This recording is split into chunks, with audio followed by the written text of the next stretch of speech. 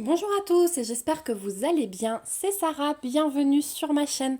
Je vous retrouve aujourd'hui pour un tuto qui m'a été demandé plusieurs fois.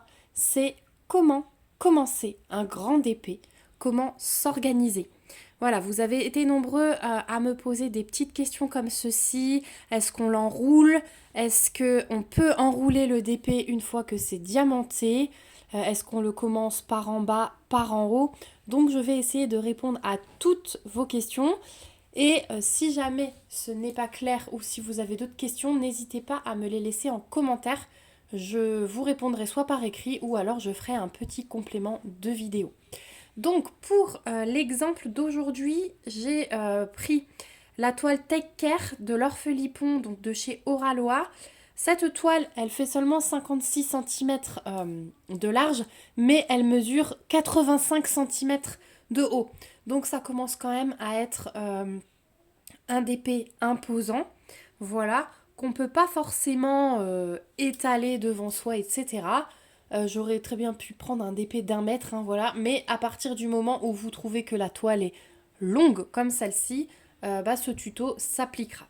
Donc déjà au niveau de l'organisation d'un grand épée, au niveau des diamants, ça ne change pas. Je vous renvoie à mes préparations de toile. Je mets les diamants dans des valisettes exactement comme d'habitude. Voilà, ça ne change rien du tout. La seule chose qui change, c'est ma façon d'installer le diamond painting. Enfin la toile de diamond painting. Du coup, vous savez que moi j'aime commencer en haut à droite de l'image, tout simplement parce que je suis droitière, donc en avançant comme ça, je diamante avec ma main droite, j'ai la main posée sur les diamants déjà posés, je ne me colle pas au papier comme si je décollais mon papier comme ça, voilà pourquoi je commence à droite. Je commence en haut, pour les petites toiles aussi, mais ça va trouver tout son intérêt dans ce tuto-là, parce que moi j'aime glisser la toile vers moi, la faire pendre vers moi, et au fur et à mesure que je diamante, la pousser vers le haut jusqu'à arriver en bas, voilà, sur ma table. Donc, pour une petite toile, ça pose pas de souci. Pour un grand épée, donc je commence là-haut, je mets mon washi. Tout comme d'habitude, je vous renvoie à mes premiers tutos pour ça.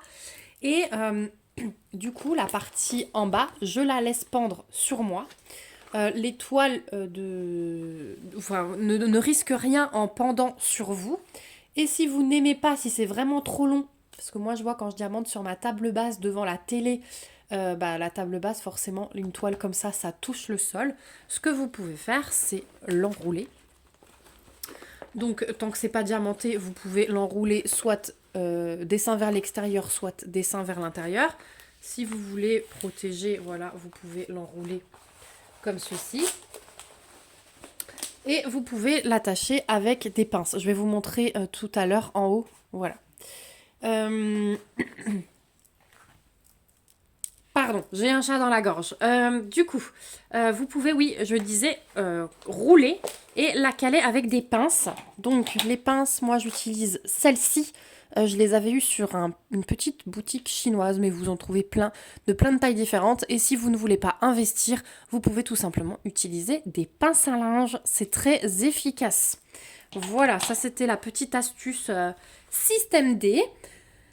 Donc, je m'installe pour mon grand épée, je diamante, je diamante, et je pousse mon épée au fur et à mesure. Si, ici, admettons, j'ai mon mur, si vous êtes à un bureau, et que vous n'avez plus de place pour pousser votre épée pour continuer à diamanter le bas, vous pouvez enrouler votre toile, mais la partie qui est diamantée, toujours la rouler diamant vers l'extérieur. Donc, dans ce sens-là, si vous roulez votre toile, j'ai la toile qui embarque toutes les poussières, mes cheveux, j'en perds plein. Si vous voulez la rouler, ces diamants vers l'extérieur, là, vous n'aurez aucun souci pour l'avoir testé, approuvé. Les diamants ne se décollent pas. Je vais prendre une toile que j'ai déjà diamantée juste pour vous montrer. Voilà, je vais vous prendre celle-ci en exemple parce que c'est quand même une 71 par 71.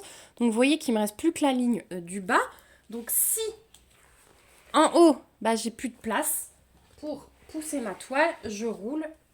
Et du coup, je roule, hop, diamant vers l'extérieur. Ne serrez pas trop non plus, mais vous pouvez, voilà, rouler sans souci. Et le tour est joué. Et vous pouvez même stocker vos toiles comme ça. Et vous voyez, j'ai aucun diamant qui saute. La toile est nickel, hein. Voilà. Donc, vous pouvez très bien la rouler comme ça, avec le poids des diamants. Vous voyez que je ne suis pas la seule à tousser en ce moment. Avec le poids des diamants, ça tient tout seul. Ou alors, vous la calez. Ou comme dit, vous profitez des bords blancs ici pour juste caler une pince à linge. Donc, moi, je coincerai mes pinces comme ceci sur le bureau. Hop. Et je pourrais continuer de diamanter comme ça. Voilà. Comme ça, vous avez... un exemple. Donc, vous voyez, une fois que c'est bien roulé, avec l'espace qui me reste en bas, ça prend plus beaucoup de place. Donc, si vous avez des petits espaces ADP, c'est un système qui marche bien. Donc là, ouais, j'ai limite même pas besoin de la pince, vous voyez, parce que le poids des diamants fait tenir le rouleau. Voilà, c'est juste en bas, si vous voulez la rouler en bas en attendant de descendre, là, je vous conseille d'utiliser des pinces.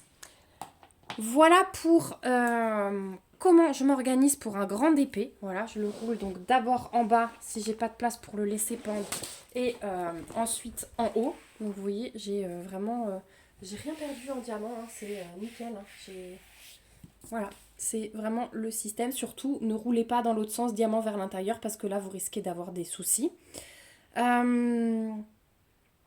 Et on m'a aussi posé la question, j'essaye de me souvenir de tout pour ne rien oublier, on m'a aussi posé la question de est-ce que je laisse mon grand épée sur la table tout le temps à plat.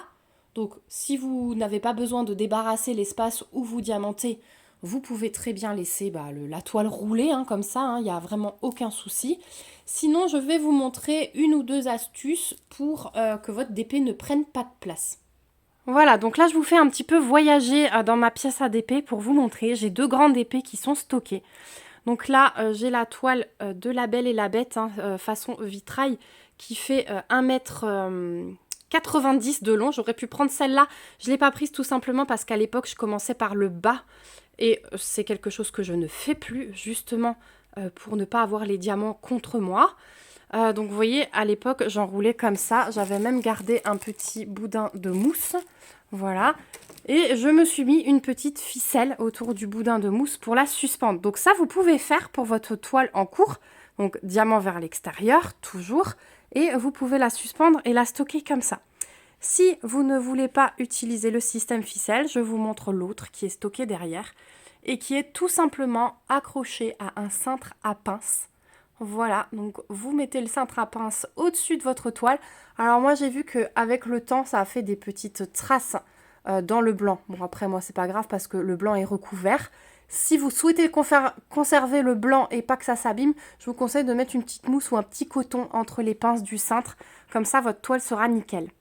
Donc voilà, si vous ne pouvez pas laisser votre d'épée sur la table si vous n'êtes pas en train de diamanter, voici deux petites astuces pour les stocker façon suspension. Donc celle-ci, vous pouvez très bien la ranger dans une armoire, dans un dressing, ou alors comme moi, là, le long de... J'ai accroché au truc de l'armoire.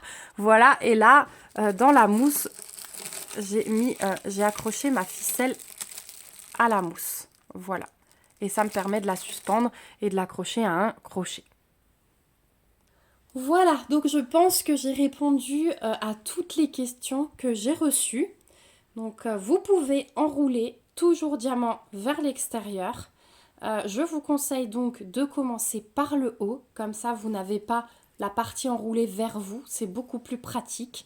Et si vous ne pouvez pas garder votre épée à table, je vous conseille de l'accrocher avec les petites astuces que je vous ai données. Voilà, donc je pense vraiment avoir pensé à tout, mais n'hésitez pas si vous avez encore des questions, des idées de tutos. Franchement, j'adore vous tourner ce genre de vidéos. Et puis, ouais, j'attends vos commentaires, votre retour. Dites-moi si ça a pu vous aider. Et puis, je vous dis à bientôt dans une prochaine vidéo. Et surtout, prenez bien soin de vous. Bye bye!